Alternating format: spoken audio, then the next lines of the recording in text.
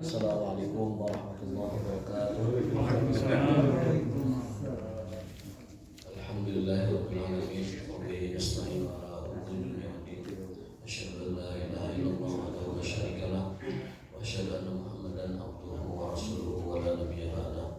Allahumma shalli wa sallim ala sayyidina Muhammadin sayyidil awwalin wal akhirin sayyidin nasi ajma'in al-mab'uuts rahmatan lil alamin wa ala alihi wa sahbihi wa man sara ala nahjihi ila yaumiddin. Amma ba'du. Jamaah sekalian, alhamdulillah di pagi hari ini dengan inayah taufik Allah Subhanahu wa taala kita masih diberikan kesempatan untuk menunaikan salat subuh berjamaah dan lanjut dengan ta'lim. Mudah-mudahan Allah Subhanahu wa taala yataqabbal min hasanatina. Allahumma subhanaka la ilaha illa anta wa la ilaha illa anta wa wajibna ilma. Allahumma rabbana atina fid dunya hasanah wa fil akhirati hasanah wa qina.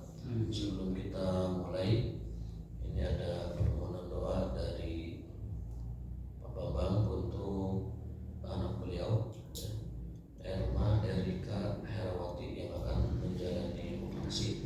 Mudah-mudahan Allah Subhanahu wa taala sedang memberikan kesembuhan kepada beliau dan mudah-mudahan Allah lancarkan segala macam urusannya. Amin ya rabbal alamin.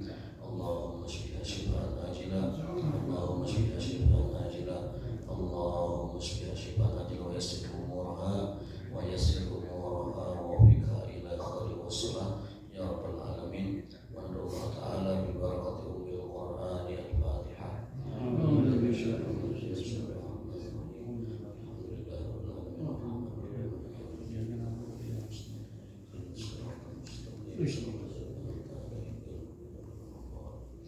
وكذلك لجميع مرضى المسلمين اللهم اشف مرضى المسلمين اللهم اشف مرضى المسلمين اللهم اشف مرضى المسلمين شفاء عاجلا شفاء لا يغادر سقما amin ya rabbal alamin. Baik, hari ini kita akan lanjutkan kajian sirah kita ya dari kitab Zadul Ma'ad, membahas nama Nabi yang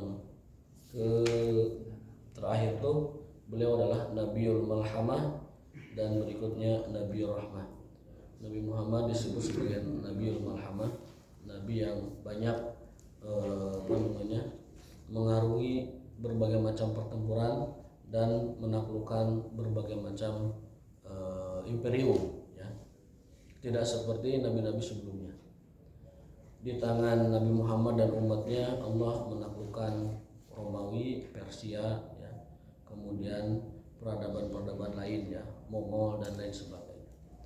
Kemudian beliau juga digelari Nabiul Rahmah, Nabi kasih sayang. Jadi ini seimbang, Nabiul Malhamah wa Nabiul Rahmah. Sekarang kita akan bahas nama beliau yang ke-11 ya. Beliau bergelar Al-Fatih. Jadi sebelum Al-Fatih itu disematkan kepada Muhammad Al-Fatih dari Turki, itu Rasulullah juga sudah bergelar Al-Fatih.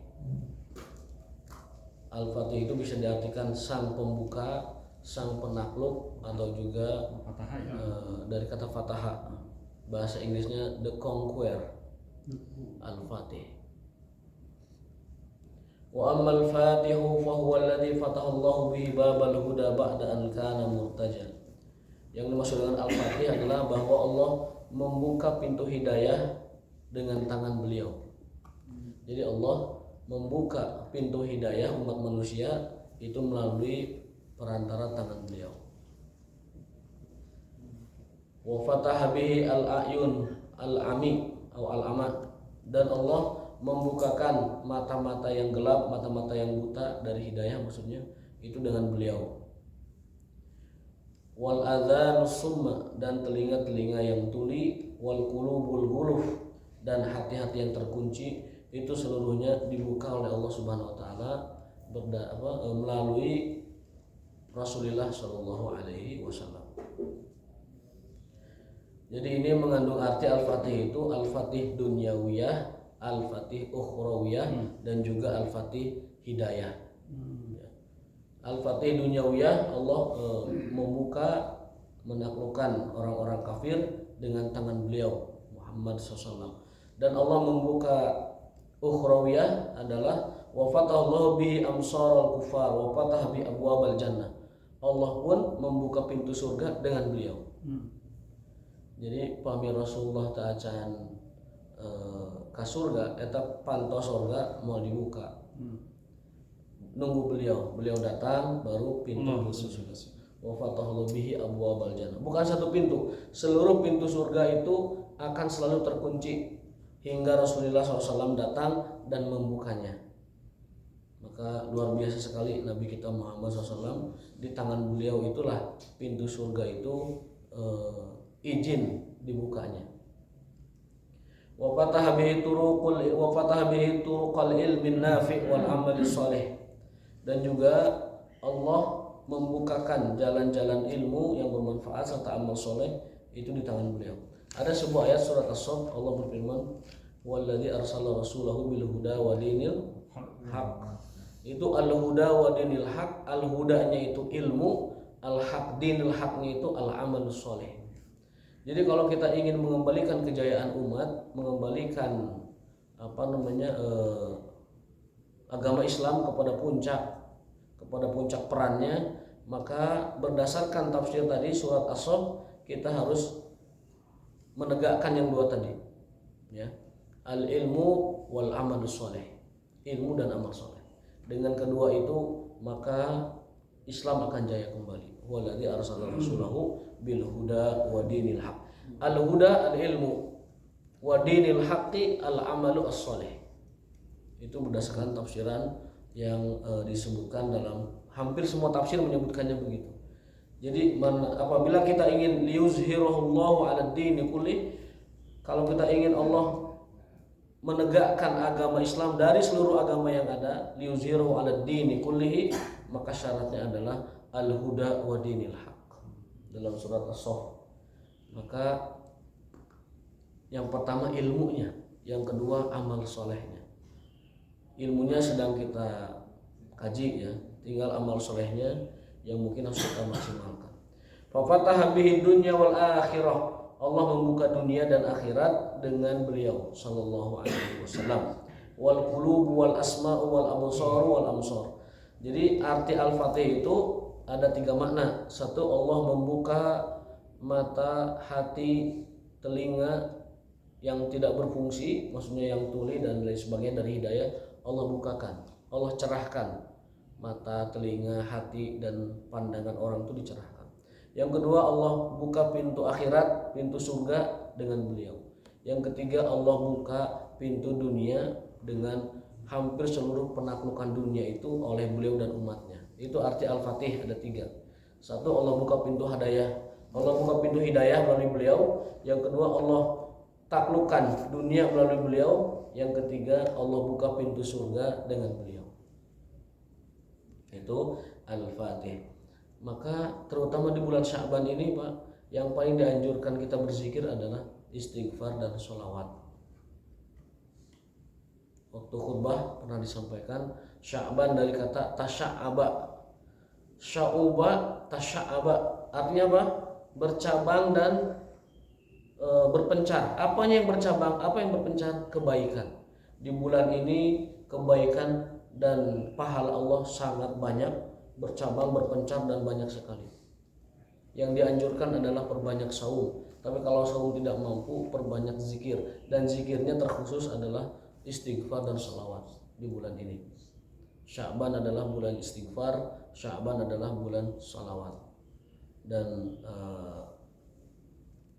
korelasinya dengan bahasan kita adalah ketika Allah membuka dunia dengan Rasulullah, membuka hidayah umat manusia dengan beliau, dan membuka pintu surga dengan beliau, maka sudah sepatutnya kita memperbanyak sholawat kepada beliau sallallahu alaihi wasallam. Sholawat hukumnya wajib. Sholawat hukumnya wajib. Apa dalilnya? Dalilnya firman Allah, innallaha wa malaikatahu yusholluna ya ayyuhallazina amanu. Sholatu fil amr, dan amr itu menghendaki kewajiban. Maka bersolawat hukumnya wajib. Shallu alaihi wasallimu taslima. Istighfar juga wajib hukumnya. Faqultu astaghfiru rabbakum innahu kana ghaffar. Sholawat itu hukumnya wajib, istighfar itu hukumnya wajib. Bahkan zikir pun hukumnya wajib sebenarnya. Bukan hanya pahala tapi wajib. Fadhkurullaha dzikran katsira. Perbanyaklah mengingat Allah karena dengan begitu tatmainnul qulub, hati kita menjadi nyaman. Jadi jangan hanya dikira zikir itu untuk pahala dan untuk taqarrub, mendekatkan diri kepada Allah, bukan. Tetapi lebih dari itu, zikir adalah sebuah kewajiban. Artinya meninggalkan zikir berdosa karena perintah.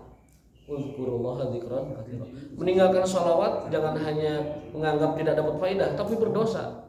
Karena Allah sudah berfirman, aqimu shallu alaihi wasallimu taslima.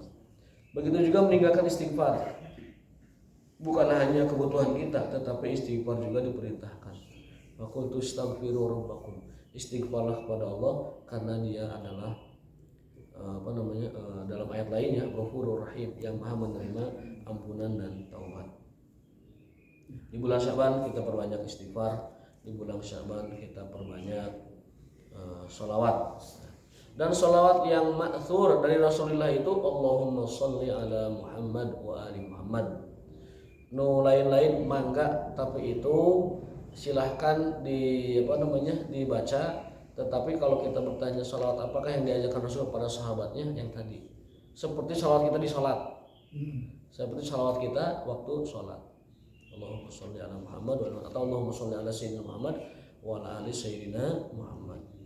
Kalau yang lain-lain silahkan, tapi itu memang anjurannya dari para ulama, seperti tibil qulubi wa dawaiha wa afiyatil abdani wa shifaiha wa nuril absari wa dhiyaiha.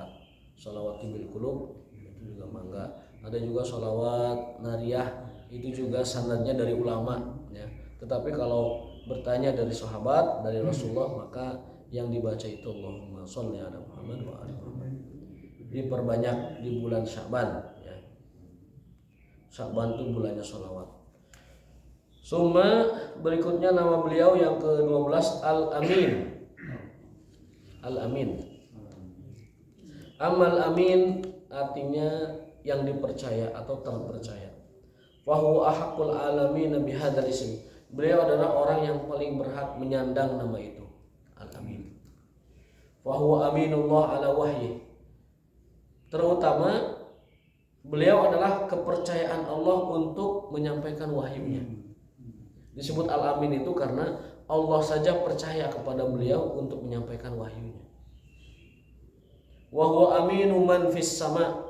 Beliau juga adalah orang yang paling dipercaya di langit. Wa aminu man fil ardi. Beliau juga orang yang paling dipercaya di bumi. Jadi di bumi, di langit, beliau adalah orang yang paling dipercaya. Oleh siapa? Bukan hanya oleh umat manusia, tetapi oleh Allah Subhanahu wa ta'ala. Sekarang Pak, orang jujur, orang percaya mahal. Sampai-sampai ada hadis, akan tiba masanya nyari orang jujur itu susah. Sampai orang keliling kampung jadi orang jujur. Akhirnya dikatakan, yuqalu inna fiha amin. Kalau mau nyari orang jujur, ayo di kampung itu aja.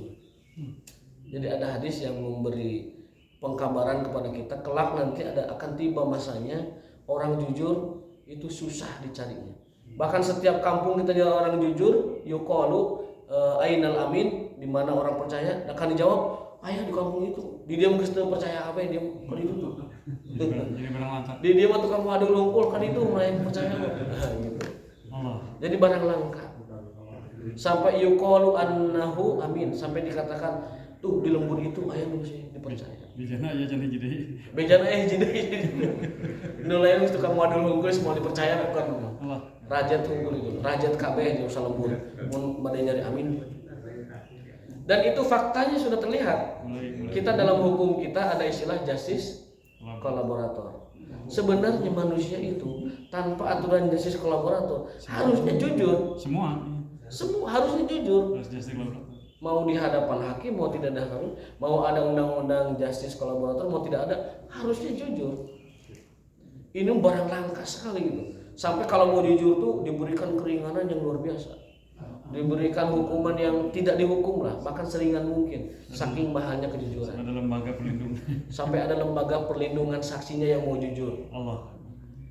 Itu fakta dari hadis Nabi SAW. Akan tiba masanya suatu hari di mana satu kampung itu dicari-cari nggak ada yang dipercaya dan orang menunjukkan ke kampung lain.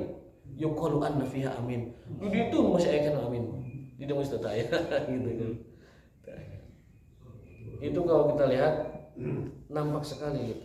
Orang mau jujur aja harus dikasih iming-iming diringankan hukumannya. Padahal kewajiban setiap orang itu jujur. Kewajiban setiap orang sudah wajib, sudah include ya, built-in dalam diri manusia harusnya jujur gitu. Tidak usah diiming-imingi dengan keringanan hukuman, tidak bisa. Kita kalau lihat dalam kacamata Islam ya.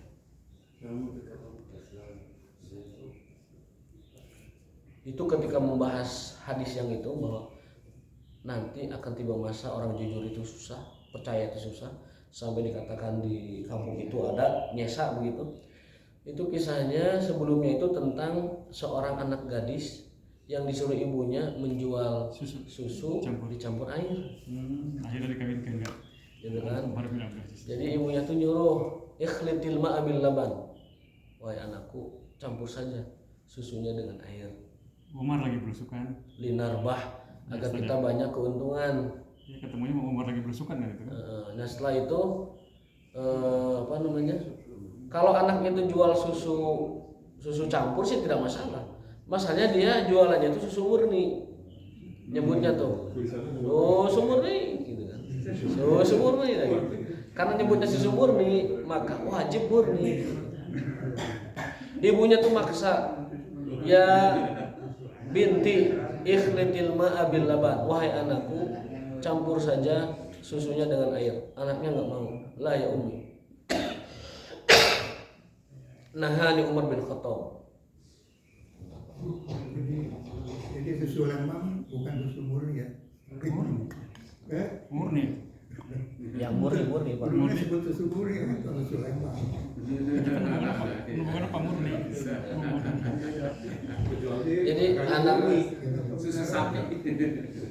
anak itu mengatakan la ya ummi nahana Umar bin Khattab. Umar sudah melarang warganya mencampur susu dengan air. Kata ibunya, lah Umar la yarona. Umar tidak melihat kita. Tapi kata anaknya, idza kana Umar la yarona farabbu Umar yarona. Umar memang mungkin tidak melihat kita, tapi Tuhannya Umar menyaksikan kita. Jika penjual kambing deui temannya. Itu jawaban anak belia itu seperti itu. Mulai udah kayak gitu. Ya, didikan orang tuanya sarua ngawadul soalnya gitu. Nah, bejakeun bapak teu aya gitu kan. Si budak tinggali. Tas dikit tuh kan ku bapak anak budak teh. Bapakna teu aya bejakeun gitu. Sarua bapak teu aya.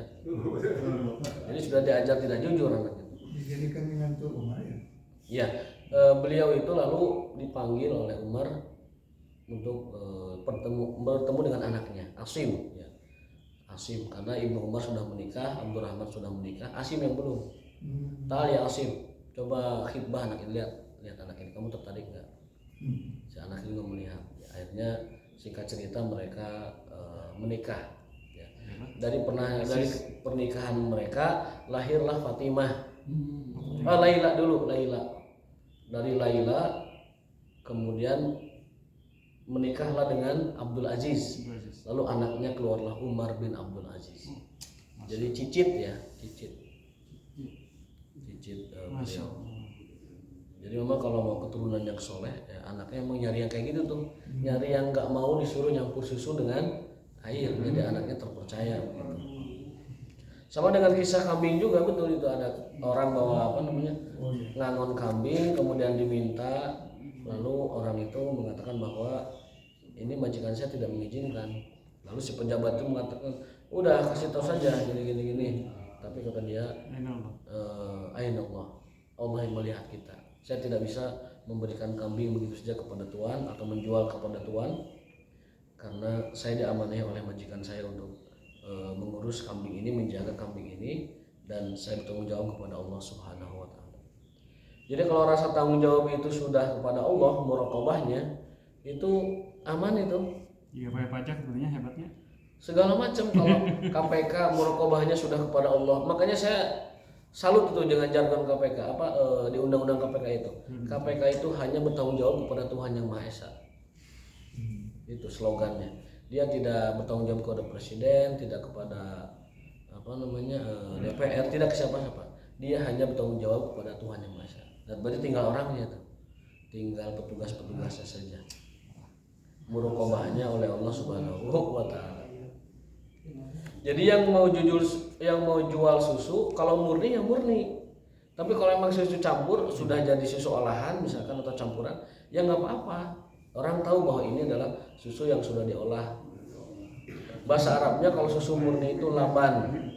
Kalau susu sudah campur namanya halim. Halim. Susu pakai teh itu halim. Susu pakai gula halim. Susu pakai kopi halim. Kalau laban tuh susu segar yang belum tercampur apa-apa. Makanya ada istilah laban tojiz, susu murni, susu segar. Di Saudi masuk dibagikan gitu. Laban tojiz kapungkur musim haji, kontaineran ngabagikan laban tojiz. Itu teka bagian ya wayahna berarti kurang isuk ngantrinan. Laban tojiz. Kesininya halim sudah olahan. Dulu mah 1 gelasnya 1 real. Halim bil laban susu, teh Lipton sama dicampur air ya 1 gelas. Sekarang mah katanya sudah berapa? 3 real ya, naik ya. Jadi semuanya naik 3 real. Mudah-mudahan kita dapat menziarahi kembali Baitullahil Haram. Amin ya rabbal alamin. Nah, beliau adalah aminullah fil ardi wa aminullah fis sama wa aminullah ala wahyi wa aminullah ala khalqih. Beliau adalah kepercayaan Allah di langit, kepercayaan Allah di bumi, kepercayaan Allah terhadap wahyunya, dan beliau adalah orang yang paling dipercaya di seluruh umat manusia. Itu Nabiyul Amin. Walihada kanu yusammunahu qabla nubuwati al-amin. Bahkan orang-orang jahiliyah sebelum Islam pun sudah menyebut beliau Al-Amin, yang dipercaya. Apa contohnya? Ketika orang Quraisy pas ya, kan Ka'bah itu kan direnov ya, Ka'bah itu direnov kena banjir. Ya, ketika direnov Ka'bah itu, lalu mereka berselisih siapa yang akan meletakkan Hajar Aswad. Wah itu hampir perang Pak, Musat Gobang tuh. Aing bukan nama aing. Kabilah aing nupang ieu-na, nupang muliana. Sudah hampir perang Quraisy itu gara-gara siapa yang akan meletakkan Hajar Aswad. Lalu mereka bersepakat, kita minta nanti yang masuk pertama kali ke Baitullahil Haram dia yang akan meletakkan batu ini. Sepakat mereka. Ternyata yang masuk adalah Muhammad sallallahu alaihi wasallam. Lalu mereka mengatakan amma hadza radina. Nah, ini orang yang kita ridho semuanya. Artinya dikenal baik gitu. Amma hadza faqad radina wa ma marra bina kadibun. Nah, kalau ini orang ini maksudnya Muhammad, dia orang yang kita ridhoi semuanya. Artinya mual pasede orang semuanya akan setuju. Dan dia tidak pernah melakukan apapun dari kesalahan apalagi kedustaan. Akhirnya Rasulullah meminta kain itu dibentangkan, kepala kabilah ini megang ujung ini, kepala kabilah ini megang ujung ini, semua memegang kainnya. Rasul ambil batu Hajar Aswadnya dan diletakkan di tengah. Jadi semua kabilah bawa. Itu juga kecerdasan Rasul SAW. Dibawa, lalu beliau sendiri yang meletakkan di Hajar Aswad di tempatnya itu. Kain atau sorban? Ya kain sorbannya sama ya. Kain sorban pada hakikatnya zaman dulu yang dipakai kan nggak mungkin orang bawa kain dari Cigonewa kan gitu, nggak mungkin. Pasti yang maksud adalah kain sorban ya. Kain yang dipakai di saat itu, di waktu itu yang dibawa oleh beliau, kain sorban. Itulah beliau dipercaya oleh umatnya. Satu lagi kejadian ketika Rasul mengumpulkan seluruh pemuka kabilah. Ya ma'syara Bani Hashim, ya ma'syara Bani Muttalib, ya ma'syara Bani Adi, ya ma'syara Bani Makhzum, kumpul semua. Pas kumpul begitu, dia mengatakan begini, lau akhbartukum, jika aku memberi tahu kalian, anna wara'a hadzal wadi, bahwa di belakang lembah ini ada pasukan yugiru alaikum yang akan menyerbu kalian. Amusaddiki, apakah kalian percaya kepada saya? Mereka menjawab, na'am. Ya, kami percaya. Ma jarabna bika min kadhibin. Kami tidak pernah mendapatimu berdusta walau sekali. Jadi Kalau Muhammad memberitahu di balik gunung ada pasukan nyerang Makkah, mereka akan percaya. Karena Rasul tidak pernah dusta walau sekali. Nah setelah itu saya diutus Tuhan saya membawa kabar gembira dan sekaligus peringatan. Kabar gembira bagi yang beriman kepadanya dengan surga dan kabar peringatan neraka bagi yang tidak beriman kepadanya. Tiba-tiba setelah dikatakan begitu, sebelumnya mengatakan kamu tidak pernah berdusta walau sekalipun, pas diajak beriman balasannya adalah tabban laka alihada jama'atana. Sungguh celaka engkau Muhammad, apakah untuk urusan ini kalian kumpulkan kita semua di sini. Dan yang mengatakan tabban itu siapa? Abu Lahab, pamannya. Paman yang paling dekat nasabnya dengan beliau itu Abu Lahab. Aqrabu wa asyrafu nasabil li Rasulillah. Jadi orang yang secara nasab itu lebih dekat kepada beliau. Jadi kedekatan nasab bahkan yang paling dekat sekalipun tidak menjamin apa-apa. Ada sebuah hadis bahwa man abta'a amalu la yusr bihi nasabu. Kalau amalnya itu batik, lambat, tidak beramal, malas, maka nasabnya tidak berpengaruh baginya. Nasab tidak bermanfaat apa-apa kalau amalnya tidak ada. Itu seperti itu. Akan tetapi kita berkewajiban memuliakan apabila nasab itu memang nasabnya Rasulullah SAW. Perkara amalnya itu urusan Allah, tapi menghormatinya, mencintainya adalah perintah Al-Quran. Allah berfirman, "Qul la as'alukum alaihi min ajrin illal mawaddata fil qurba." Katakan, hai Muhammad, aku tidak minta upah dari dakwahku, tapi satu saja yang Allah minta, al mawaddata fil qurba, cintai ahli baitku. Jadi mencintai ahli bait adalah balasan kita sebagai umatnya kepada Rasulullah. Karena Allah memerintahkan Nabi Muhammad tidak meminta balasan dari dakwahnya. Satu saja mintanya Allah itu, muliakan mawaddata fil qurba, karib, akriba, keluarga Nabi SAW. Jadi mencintai beliau adalah balasan terbaik umatnya kepada beliau SAW dalam kecintaan kepada nasab beliau ya. Tapi kalau amalan yang paling baik adalah, karena salawat buat kita kemanfaatnya. Salawat itu buat kita, mengikuti sunnah juga buat kita. Kemuliaannya tidak kembali ke siapa-siapa, ke kita juga. Tapi kalau mencintai keluarga Nabi, maka itu kembali kepada Nabi SAW. Itulah balasan kita kepada beliau Sallallahu Alaihi Wasallam. Salawat kepada kita baliknya, manfaat dan keuntungannya. Amal-amal juga sama manfaatnya. Jadi Rasul tidak mendapatkan manfaat langsung dari itu, karena beliau yang memberi syafaat nanti. Tapi kalau mawaddah fil qurba, mencintai ahli beliau, mencintai keluarga beliau adalah balasan yang Allah perintahkan kepada kita untuk Nabi kita Muhammad SAW. Jadi apa kesimpulannya? Mencintai ahli bait, mencintai keluarga Nabi, mencintai turunan Nabi, hukumnya wajib. Memuliakan, mencintai. Tapi kalau dia akhlaknya buruk, tidak boleh diikuti. Nah itu aja patokannya. Ada di YouTube sempat viral, Habib tatona sawak-awak, bari ngelepus tato sawak-awak. Jangan diikuti karena Rasul sudah mengatakan la'anallahu al-mutawassimin wal mutawassimat. Allah melaknat orang yang menggunakan tato, laki-laki dan perempuan. Tatonya ya digunakan. Kalau yang sudah tatoan terlanjur, ya sudah taubat kepada Allah, taubatan nasuha. Kalau belum, jangan coba-coba, karena kita khawatir masuk terjerumus kepada hadis tadi. Ya. Tapi kalau melihat orang yang kita hormati, dia misalkan karena mungkin dulunya pernah diuji Allah dengan kondisi yang belum stabil, misalkan dia sempat tato segala macam, jangan ikuti tatonya. Ya. Masalah nanti dipiralkan itu. Jadi kan bisa jadi menjadi dosa jariah kalau ada yang mengikutinya. Termasuk jangan membuka aib kalau sudah taubat. Jadi sampingnya itu kiai mukarrom, kiai yang dimuliakan. Nah samping nanti Habib yang bertato.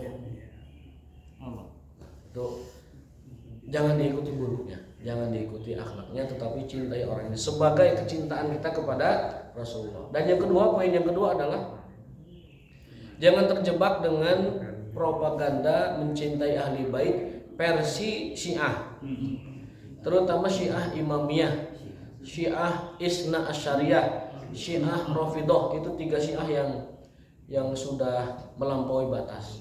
Mereka punya kaidah wilayatul faqih, ada juga al-marji ad-dini. Jadi seolah mengatakan bahwa syariat ini di tangan para imam itu. Mereka maksum, tidak pernah tersentuh dosa, padahal maksum hanya Rasulullah SAW. Mereka juga punya marji dini, mereka punya hukum agama. Jadi agama itu ya mereka gitu, agama mereka. Belum lagi Rafidhah yang mengkafirkan para sahabat Nabi, mengkafirkan istri-istri Nabi, juga memusuhi ahlu sunnah wal jamaah atau kita kenal dengan sunni. Qurannya sama kan? Qurannya kalau tidak salah mereka mengklaim ada Quran yang versi riwayat Imam Ali. Padahal yang saya baca dalam Al-Itqan fi Ulumil Quran disebutkan bahwa orang yang pertama kali setuju Utsman bin Affan membakar seluruh Quran selain Quran dia itu Ali bin Abi Thalib.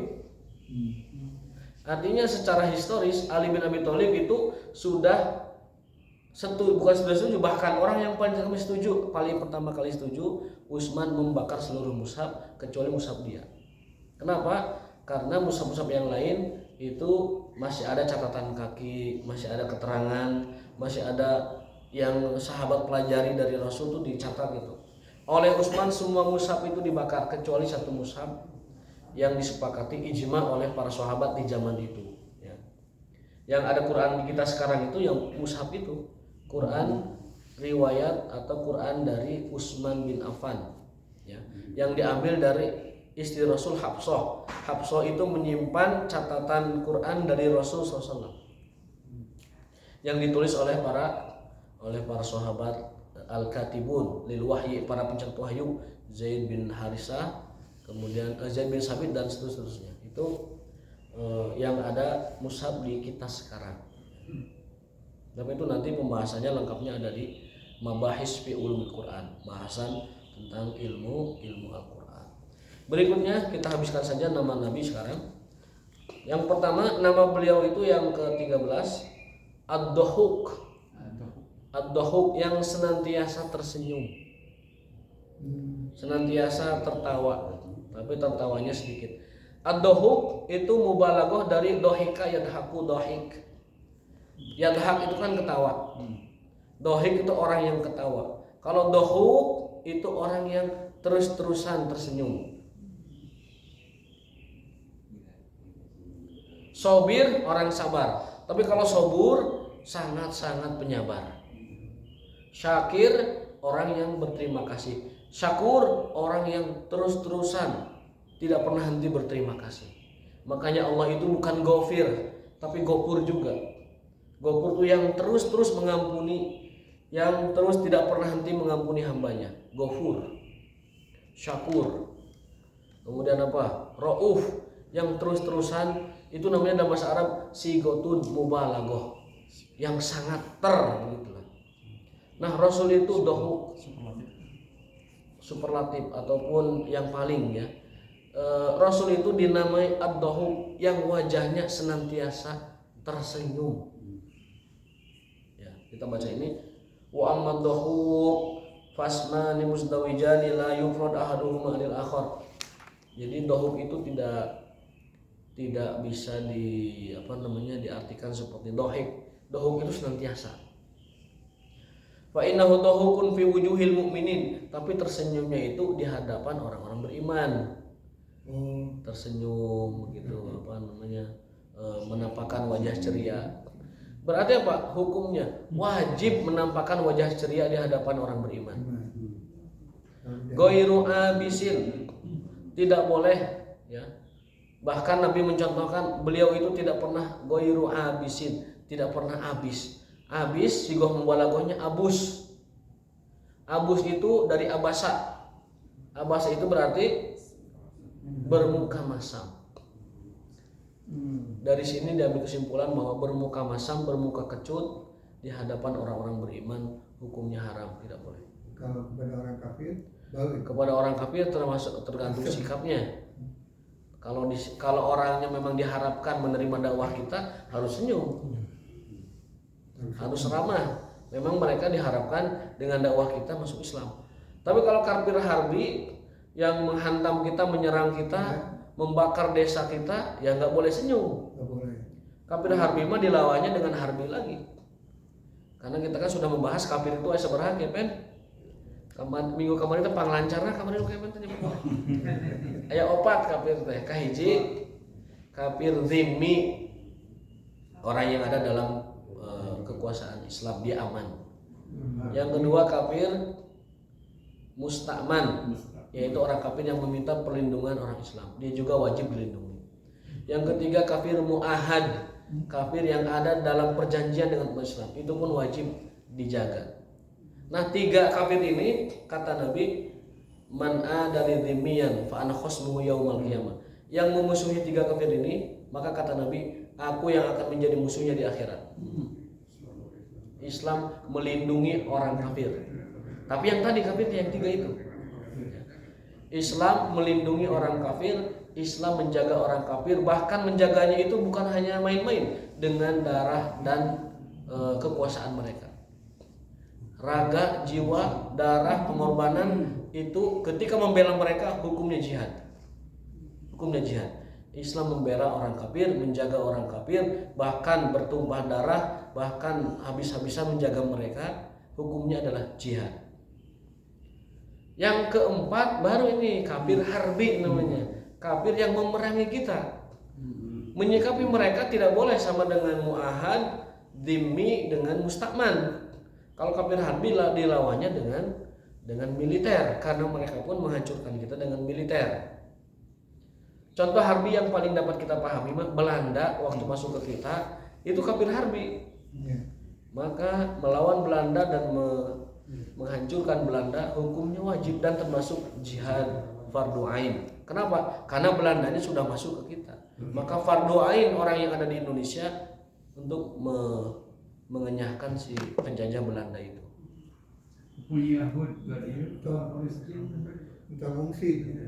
Ngungsi. Kalau sudah ada kafir harbi, jangan ngungsi. Kalau ngungsi disebutnya tawali yaumaz zahab, kabur dari medan perang. Harus dilawan. Kalau ada kafir harbi ke kita, tiba-tiba misalkan ada negara mana yang kafir menyerang kita, maka wajib ain seluruh umat Islam angkat senjata melawan mereka. Tapi kafir yang 3 tadi wajib dilindungi, melindungi mereka adalah jihad. Ya, jadi biar tidak keliru kita memahaminya. Kafir dhimmi, kafir musta'man, kafir mu'ahad itu semuanya wajib dilindungi, dan kata Nabi yang memusuhi mereka sama dengan nanti aku akan musuhi dia di hari kiamat, hari akhir. Susahnya sekarang penyerangannya tidak terang-terangan, terselubung, seolah-olah membantu, seolah-olah investasi, tapi penghancuran di dalamnya. Ya, yang terselubung itu mah dilawannya dengan terselubung lagi. Ya, dengan dakwah, pola pikir, dengan edukasi masyarakat. Tapi kalau sudah ada ekspansi militer, maka wajib umat Islam di Indonesia itu adalah melawan. Seperti Perindok gitu. Seperti Perindok. Seperti apa? Perindok. Bukan, itu makan Muslim semua. Muslim itu. Oh, partai? Iya. Itu mah Muslim semua. Itu Muslim semua. Muslim kan merangkum, memberikan bantuan, senyum. Ya berbeda. UMKM, Itu makan apa namanya? Singapura gitu. Ya politik mah dengan politik lagi. Iya, strategi lagi. Dakwah dengan dakwah. Politik. Wala muqattab wala godub. Rasul tidak pernah mukanya itu dilipat. Dilipat tuh mengkerut ya. Haram hukumnya itu, nggak boleh. Rasul itu gairu abis, wala muqattab tidak dilipat, wala godub tidak menampakkan wajah godub. Apa godub itu? Dari godoba, wajah murka gitu, wajah marah. Tidak boleh menampakkan wajah marah. Wala fadul, tidak boleh terlihat kasar. Mukanya itu jangan dikasar-kasarin gitu, sangar gitu, nggak boleh. Sangar sama orang Islam itu haram hukumnya. Bahkan dalam hadis itu orang yang mengacungkan pisau kepada muslim lain walaupun heureuy itu haram, itu nggak boleh. peso tilas nyacak sambut teh ki ulah kabatukeun ge. Sanos heureungeut teh kenging. Kekesalan tina kai. Dalam hadis itu dalam hadis laisa minna man rafa'a silah. Bukan dari golongan kami yang mengangkat senjata kepada saudara muslimnya. Itu ulama membahasnya, bahkan bercanda pun ke muslim ini atau nunjuk sesuatu dengan pisau itu haram bagi orang muslim. Jadi apa namanya heureuy lagi dilarang, apalagi serius. Makanya orang kita kalau ngasih minjem pisau gagalnya diserahkan. Kasihkan gagal. Kembalikan. Ataupun dibalik. Cakep keren. Terutama yang tos melahan narokan sampo ada terutama itu. Buat gerakan-gerakan. Terutama anu tos melahan sampo eta kedah hati-hati besok.